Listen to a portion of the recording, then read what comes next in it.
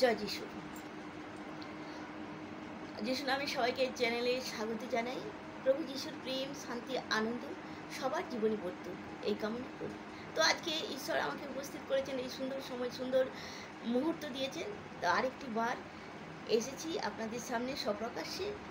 তো আমি বলবো যে স্বামী স্ত্রীর বিবাহিত জীবন কীরকম চলতে পারে, কীরকম থাকা উচিত, সেই বিষয়ে কিছু আলোচনা করার জন্য। তো আজকে ছেলেমেয়েরা কম বয়সে তারা বিবাহ করে, তো তারা বিবাহ করে না, নতুবা বাড়ির অভিভাবকরা বিয়ে দেন।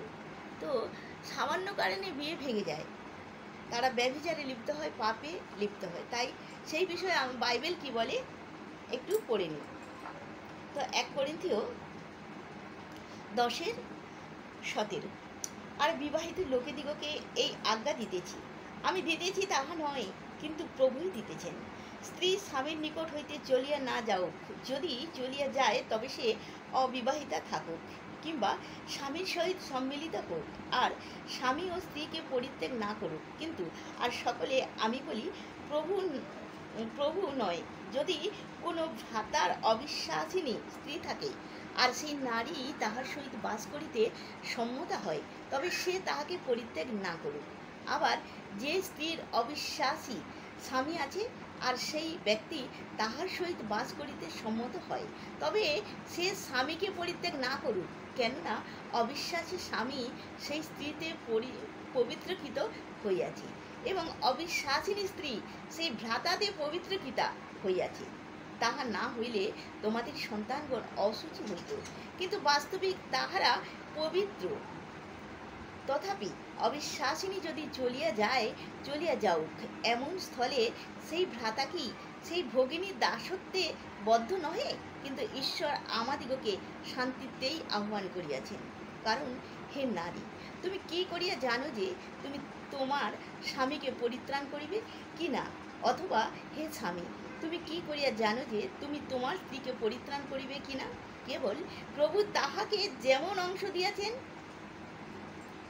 প্রভু যাহাকে যেমন অংশ দিয়াছেন, ঈশ্বর যাহাকে যেমন আহ্বান করিয়াছেন, সে তেমনি চলুক। আর সেই প্রকার নিয়ম আমি সমস্ত মণ্ডলীতে করিয়া থাকি। জয় যিশু। তো এবারে চলে যাই মথি 5:31-32।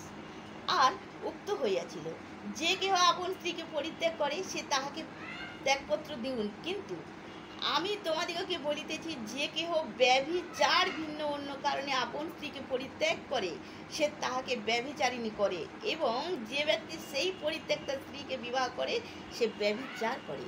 Amen, amen, amen.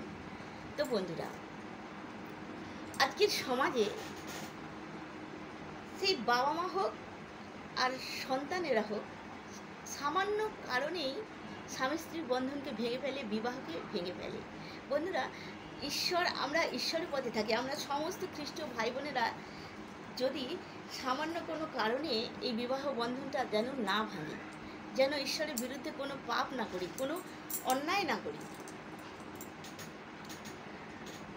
তো বন্ধুরা, বাইবেল কি বলে যে ব্যভিচার ব্যতীত কোনো স্বামী স্ত্রী যেন তার বিবাহ বন্ধন ভেঙে না ফেলে। আসুন আমরা নিজেরা সচেতন হই। প্রভু যিশুতে আমরা জানলাম এই ব্যভিচার বিষয়ের কথাটা।